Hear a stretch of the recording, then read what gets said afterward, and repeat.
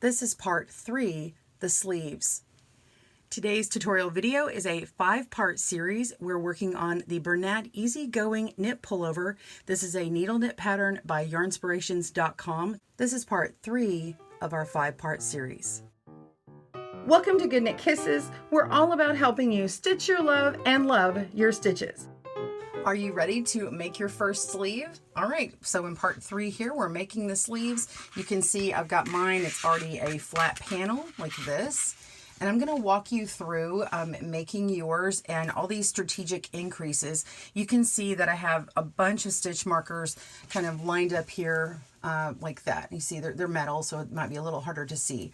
But I've got them cleverly spaced out according to your size. And they're marking out particular row numbers, but they don't necessarily follow your 1, 2, 3, 4 row pattern repeat, because on some sizes you have to repeat on every 4th row or every 6th row, and it's easier to mark them out with a stitch marker. So I'm going to point out how to do that in this video. That's very strategic. So I want you to grab several of these stitch markers, and once you make the first one, once you make the first sleeve, you're only actually going to need 2 stitch markers up at the top here, and you leave these in place, but you'll be able to remove these down here and make your second sleeve when you're making this pattern.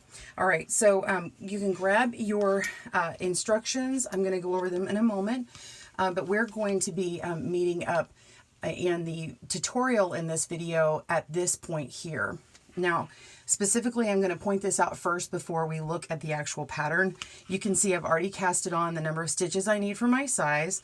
I've marked the right side row, and I've marked the very first row of our 4-row repeat, and this comes in handy here in a moment, and you'll see why. But I've marked that first one, and I've worked that first 4-row repeat, and I'm ready to move on with the increasing part of my pattern. So now let's look at the pattern in written form so you can understand where I am and how you can move on from here. All right, I've got my pattern. We're on the 3rd column toward the end of it. And we're going to look at the cast on for the sleeves in the beginning part. So it's just a different number than you've done before, but you're going to be working the same 2 inches, 5 centimeters in twisted ribbing. It was given for the back, ending on a 2nd row. Your cast on for the small, medium, and large is 33. And then your XL is 35. The 2XL, 3XL is 37, and 39 stitches for the 4 or 5XL. All right, and then you jump down to here where it says proceed in texture pattern as given for back 4 rows. That's where you're working those rows 1 through 4. Okay, so you're going to not really look at or talk about things in rows 1 through 4 as the texture pattern down here, because it starts talking about 6th rows and 4th rows, and you're like, where does this 6th row come in? Well, it doesn't. It's not part of the pattern repeat, but it's part of counting every time you've worked that amount of rows, and then you're going to be increasing on it. Okay, so this part here says increase 1 stitch each end of the next and following 6th, okay, for the first 3 sizes, small, medium, and large, or the 4th, which is the top 3 sizes, rows, until there are this many of stitches. Okay, so this number of stitches is what you're increasing to, and just so you know, there is not a typo here. It does say a lower number on the medium and large than it does on the small. That's because those 2 sizes actually right after this will get more stitches, and so we'll address that after the fact. So let's go ahead and look at my sample over here, and I'll kind of talk you through this. All right, on my samples, I want to make it clear, so I took the pink stitch marker off this one that's already started and put it on my final sample so you can see where I've placed it. I've got the stitch marker on the very first row of our 4-row repeat that we don't have any increases on. So I'm just marking just one of those stitches along there. And that's this one right here that I've got a metal one on my sample. Okay, so once we made those 4, you're going to begin this next row, which is a row 1 in your repeat. You're going to begin with an increase. You're going to work that knit row, and then at the end, we're going to do the same increase. Okay, so after we work a few stitches, we're going to put in another stitch marker on one of the stitches. Okay, and that's what this one represents here. Okay, so let's just do this for now. All sizes, this is what you do. Go ahead and pause your video and get to this point if you haven't done it yet. But if you're ready, we're going to start with the increase. And I'm going to show you knit front and back. Okay, so we're just going to go into it just like we're going to knit, yarn over, and pull that stitch through. And instead of letting this fall off, we're going to rotate our needle to the back of this stitch, and then you're going to knit in the back loop. Okay, and now you can let this stitch fall off, and you've made an increase. And now you're going to go ahead and knit. Just go ahead and work like 4 or 5 stitches, and then we'll mark one of these. Okay, now I've got a few in. I'm going to grab a stitch marker and open that up. They need to be locking, of course. And we're going to come right up in here and mark one of these stitches. Just grab one leg of the stitch and close that up so it doesn't fall off. And continue working this row. So go ahead and go all the way across until you have 1 stitch left. Pause your video and I'll meet you at that point. Okay, we're coming to the end of this increase row, and leave 1 stitch. Go ahead and knit in the front and then knit into the back of that same stitch, and you've got your increase. Let's go ahead and finish up this row by taking off the beginning stitch marker that we used. That was marking the beginning of the 4-row repeat, because we no longer need to do that, and all the other stitch markers now are going to represent what row number we're on for increasing. So this first one is just representing the very first increase, and we're going to call this a row 1. Just for increase purposes, so no longer talking about the 4-row repeat, because some of you will be working on every 4th row or every 6th row, and those will be on your wrong side rows. So this represents a 1. So now we're going to go ahead and work a row 2 in this sequence. All right, let's do this now. We're going to turn it over and work the stitch pattern for a textured row. That's that number 2 row where you have that knit 1 and then knit 1 below. But now that we've had our increase, you don't do that, because if you turn it over here, you've got an extra stitch. So go ahead and put your yarn forward, and you're going to start your repeat by making it a purl 1, and then your knit 1 below, and you continue in pattern until the end. Now you've got this nice little knit stitch, 2 stitches from the end. You're going to want to do that when you get all the way to the end of this row. So go ahead and make the very last one a purl 1 below, or I mean purl 1, because your knit 1 below is going to be right before that here. So go ahead and finish out that row, pause your video, and I'll meet you back on the right side. See you soon. All right, so I'm coming to the end here. I'm going to purl 1 and then knit 1 to finish out that row. Turn it over, and now we're ready to talk about doing a increase on a 4th row or a 6th row. This is where we have our strategic stitch markers. It counts the very first row right here. And then as I go along, when I do my 3rd row, which is actually about to start here, I know that the next time when I turn this over, I will do an increase. So I'm going to show you the increase if you're doing a 4th row next for your size, which is the last 3 sizes, the XL, 2XL, 3XL. And then we'll come back and I'll show you how to pin it, and then I'll show you the increase if you're doing a 6th row, the number 6th row. So you're going to make it very similar as you did on when I did it on this very first right side row. It's the same thing, front and back. So go ahead and work your row 3, pause your video, and I will see you for row 4. All right, see you soon. Okay, if your increase row is a 4th row, you're the upper 3 sizes, it'll look like this. You'll see the stitch pattern with rows of these purl bumps looking here, and then on the back here, it'll only look like you only have 1 row of purl bumps. And you're going to purl the first stitch here, just as normal, but don't let it drop off of your needle.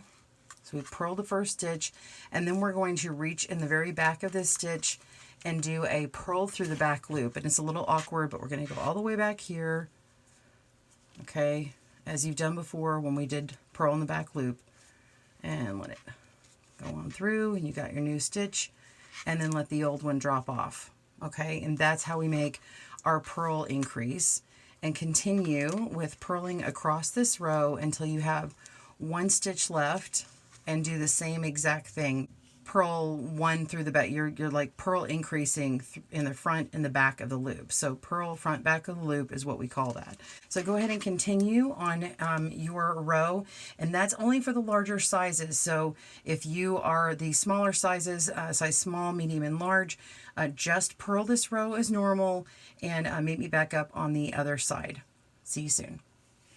Okay, we're on the right side again. This is traditionally a knit row, and you will begin working this one. If you are one who just did the increases for the 4th rows, which are the 3 upper sizes, then after you work a few stitches in, this is where I want you to go ahead and put in a stitch marker to mark that this is a row 1. Now, if you are confident, because you should be, because you've been working these 4 rows this whole time, you kind of know what is a row 1 or whatever on here, then you may not want to mark this. But it's also a way that you can count that you have enough stitches, so you know your main stitch number, and it increases with 2 stitches every time you mark this, every time we have an increase, and so that can help you count to your end goal of a certain number of stitches. So let me look at the pattern. So we come down here. Let's just, for now, I'm just talking about the upper 3 sizes. Every 4th row, you're going to be increasing 2, and so let's come up here. And let's say you were a 2XL and you had 35. When you do that first increase, now you have 37. And then when you get to your 4th row, then you do 2 more, and that increases it to 39, and so on. And then you're working your way up to this 61 number. Okay, so the little stitch markers are going to help you with that. So let's now go to, if you are the first 3 sizes, the small, medium, large. You're working on the 6th rows, so you don't want to put a new stitch marker here. But what you do want to do is go ahead and work that row number 5, and then now I'm going to show you how to do the increase on the 6th row, and then we'll show you marking yours, and we'll continue with the instructions after that. All right. So continue on for either size, knitting these. If you are on the larger sizes, go ahead and put in your new stitch marker right along on one of the stitches that you just did. Leave the old one in place and continue going. Again, this is a row 5 for the people who are working for the increases on 6th rows. Pause your video and I will see you on the next increase. See you soon. All right, so if you are a 6th row increaser, which is small, medium, and large, your increase rows will either look like one of these textured stitch rows with the knit one belows, or it'll look like what we did before, which happens all on a purl row. You're just going to knit front back when you get to one of these texture stitch rows. So go ahead and knit front back. So knit that, and then knit in the back. And then you're going to want to pay attention every time you do these, because this stitch pattern is going to shift over because your stitch count is different and the repeat is different. So I just like to go and note where that purl bump is, okay, for that knit one below. And then I know that that's this particular stitch here. So I know that this first stitch I want to go ahead and purl, okay? So a few rows later on increases, it might be that you want to just purl until you can get to that knit one below, and that would be the way I would suggest it, rather than trying to purl one below closer to the end where there might have been an increase or a little bit more difficult to do. So go ahead and put my my yarn to the back and do a knit one below and continue. Okay. Pause your video. I'll meet you at the end to show you the increase on the end of this particular row. See you soon. Okay, so we are ready to knit one in front and back of this last stitch on the 6th row increase. This is a textured row, or the original row 2. I'm trying to avoid using that word row 2. Okay, so that made our increase, knit front and back, and then turn it over. And we've now completed 6 rows. If you are a 4th row increaser, then you would have already had your stitch marker down below here. Now, if you notice your stitches where you've marked them are falling where you have the knit one below here, let me knit in a few stitches. I'm going to show you how to shift these over so it's a little bit easier to count, because this extra purl bump makes it a little harder. So if everyone will, no matter what size you are for this pattern, if you'll go ahead and knit in several stitches. I'm going to do, 5 or 6, just knitting across. Okay.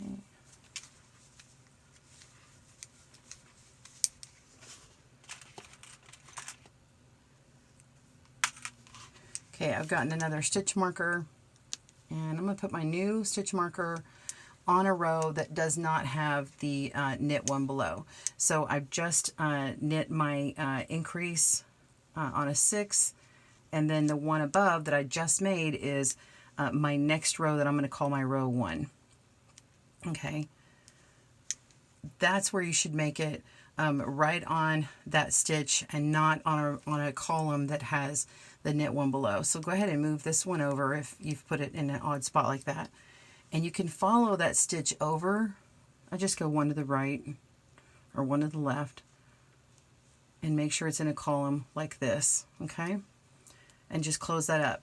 Okay, now you can see how I'm counting my either 1 through 4 or 1 through 6. You just kind of pull on that little V stitch, 1, and then there's 2, 3, 4, 5, and then this is 6, and then row 1 is here. So back to this sample here. Now you can see every time I come to an increase row, I just put the stitch marker on the row after. I know that this is repetitive. I'm just trying to make it easier because it really helped me. It sounds more, I'm trying to complicate it over here, and I'm not really, because once you get going, this makes it easier so that you're not constantly referring to the pattern.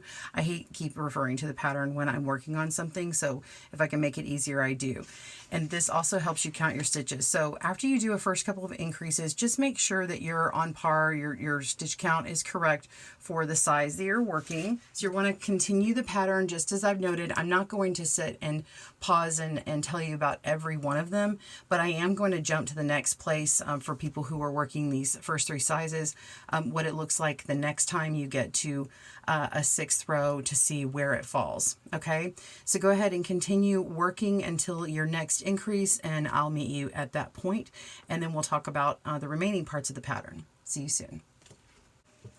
Okay, so our next row is going to be an increase row on a purl row, and if you're using the 6th one, I've got my marker here at row 1, and then we've got 2, 3, 4, and 5. I've already gone all the way across, and now I'm ready to work my purl front and back of the loop for an increase.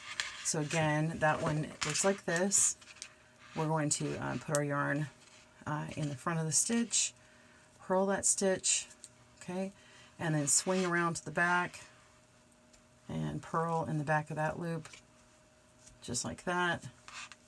Let it drop off, and then continue by purling the row until the very last stitch and increase that one as well. And then when you turn over, you're going to mark that again after you work that. So pause your video and I'll meet you at the last 2 stitches and show you the marking one last time, and then we'll give directions to move on.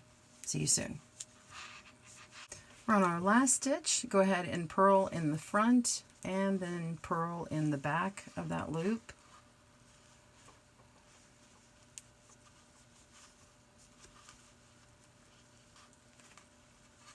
Okay, and turn it over, and now let's do the instructions for the remainder. So now you know how to set up and make all of your rows. You're going to continue on. Go ahead and work these first several stitches and mark that row. Don't miss the opportunity to mark the row. You're not marking this one, you're going to mark the row that comes after this. So go ahead and work those several stitches, mark it, and then keep moving on. So now let's look at our stitch markers over here. I want to show you, I have, yes, it's kind of hard to see, I understand. Let me kind of fold this so you can see it. I have all these stitch markers here. So for the smallest size, I needed like 7 or 8 stitch markers. And then if you're going to do the largest size, which is like the 4 or 5XL, you need really like 11 or 12. And the reason why I say 11 or 12 is because where your 12th increase occurs, this is actually my 8th increase on this size, which is a small. You don't actually need it because once you get that point, you're not needing to count these anymore. So I went ahead and marked it here for anyone who's like carefully counting my video. But you only need 8 to 12 stitch markers for each size. Let's go over to the pattern and I'll show you what's next and what you do with all of this. Okay, so here's our sleeves. We're at the bottom of this pattern. We've continued on until our stitch count is right here. Okay, so you're going to pause your video and get to this number using all the skills that I just gave you. And then notice though, again, that the 45 is the number for the medium and large, and we need to get that number up. So we go to the top of this last column here, and it just says for sizes medium and large only. After you get to that point of those numbers, you're going to increase 1 stitch at the end of the following 4th rows until they get to these final stitch counts. Okay, taking increased stitches into pattern. That just means continuing on the pattern. So let's go over the final numbers that you need before we move on to the all sizes continuation of the sleeves to finish them out. So the final number you're going to need is 49 for the small, and you're going to need 55 for the medium, 57 for the large, and then 61 for both the extra large and the 2XL, 3XL, and then 63 stitches for the 4 or 5XL. Okay, so continue that and pause your video, and when we come back, you will be at this point here, and we'll see you in a moment. See you soon. Okay, so you've worked across until your increases have slowly gotten to this point, and then we're going to be working straight. So this is kind of a cheat here because I've already completed it to this point, but this is where our increases stopped. I've made sure I have all of my stitches on my needle that I'm supposed to, all the stitch counts for all sizes, and then here you're just going to continue on straight. Okay, you're not increasing, you're just continuing in pattern. And then if you see here, I have stitch markers marking, it's about 1 inch at the top here. This is actually the last 4 rows. So this is where the pattern is written incorrectly. It's just a small tweak in the pattern. Let's go over to it. I want to show you what the deal is. So I know that was terrible grammar for all the people correcting me, but look at all sizes. You're at this point and you want to continue even in the pattern until your sleeve from the beginning measures these numbers. If you look at them carefully, they're written in reverse order. Okay, you need to have them in the reverse order. So look at 16 for small, and then 16 for medium, 17 for large, 17 for extra large, 18 for the 2 and 3X, and 18 for the 4 and 5X. And then it's also in reverse for the centimeters here. And you're going to end on a wrong side row. Okay, then you're going to place markers at the end of the last row. How we've done it before, after you've completed the whole row, you're just going to be grabbing on to the end of the stitch, the very last stitch. You're going to just grab onto that one. It's just for marking, and I'll show you on my sample here in a moment. And then you're going to work 4 rows even in the pattern and then cast off. So I don't think I actually need to really show you this, but let's go over to the diagram so you can really see what's happening. Okay, now the diagram is correct in the numbers, but you need to make sure that you're adding correctly. Okay, so on the left side here, you can see this is the total length your sleeve will end up being once you cast off or bind off. Okay, over here on the right, you're seeing a breakdown. You've got the 2 inches for your cuff, and then the inches to knit for the textured pattern, and then you add 1 more inch. So the numbers that it just gave you down here is, it said 16 for the small that we went over. That's the 14 here plus the 2 for the cuff. So all of these numbers you need to add 2, and then you're going to knit them to that point, add 2 inches to this number, knit to that number, and then that's where you're going to place your stitch marker into the stitches and work 4 more rows of the 4-row pattern repeat. Just continue the pattern, adding 4 more rows, whichever row number it starts on, okay? And then let's go back over here. So you work to that point, place the stitch markers on, and then you're going to work 4 rows and then cast off, okay? So you're ending on a wrong side row, and I've got these right here to show you, so you can see how I just put it on that very last stitch, and then I have a row 1, 2, 3, and 4, and then I did my bind off, okay? So I want to show you how to make sure that you've got your tails woven in, because you can see I've already done that on this sample, and you may want to go ahead and just doctor up all of your tails right now after you work the sleeves. That way when you start on part 4, you will be prepared and have less to do when you're finishing, okay? So let's do that right now. Okay, this is how you want to weave in tails for a ribbing. This is on the wrong side of the reverse.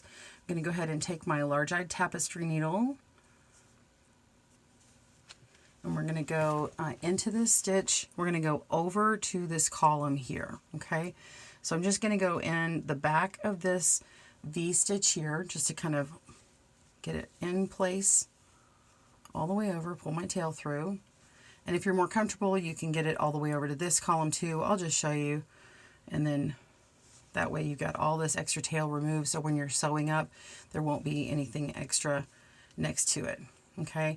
Pull it out so that you've got a little bit of extra room, and it's not going to mess up your how stretchy this is, okay? So just pull it a little bit and hold it, and now we're going to do this technique. You're just going to go up into this loop here, and then go around with your needle and up into this stitch here above, and then go around and into the stitch above, and go around into the stitch above.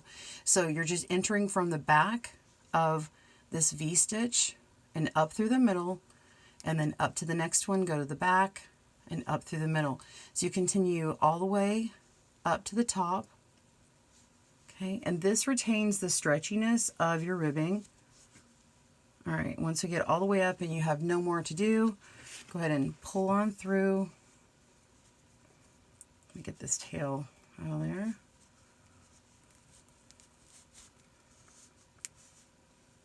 I'm going to pull this tail all the way out, and then pull downward, and then pull side to side, and you can see that it's still nice and stretchy, okay? And then you can go ahead and weave in the rest of it into this part of the pattern here, because it doesn't need to retain the stretchiness there. You can just follow the pattern. And so this is how you're going to be weaving in the tails up top here, where you may have added in extra yarn. You're just going to be following the pattern, okay? So I see that there is this loop around here. I'm going to follow this up. Okay, I'm following this line here, going up through this, what I call a smile. Okay, this is the bottom of this stitch. Go through, oops, make sure and get my yarn on my needle. Yarn on the needle, pull it on through. Okay, and now I want to follow this umbrella right here. Okay, or little frown. We're going to follow it around and then down again, or you can go up to the next part, and it's easier if you go all the way up. So I'm going to go back up through one of these little smiles again, and then we're going to go around this umbrella here, and then we're going to go down again. So we're going to go up, and then let's go down through this little smile here. We're going around, following this umbrella, go down, and then go down to that row before, down here. And we're going to be going in a serpentine or ribbon candy look around here like that, and go up, and then kind of go back where we were, and we're going to just go in and out of those stitches. Okay, and this is a duplicate stitch method of weaving in your tails. Okay, and then when you're ready, you can cut them off. I like to go and split the yarn. Let me do a few more, and I'll show you splitting the yarn. Okay, Then you can take your extra part of the tail, and because this is roving, you can even split this to make it easier to hide the tail since it is so bulky.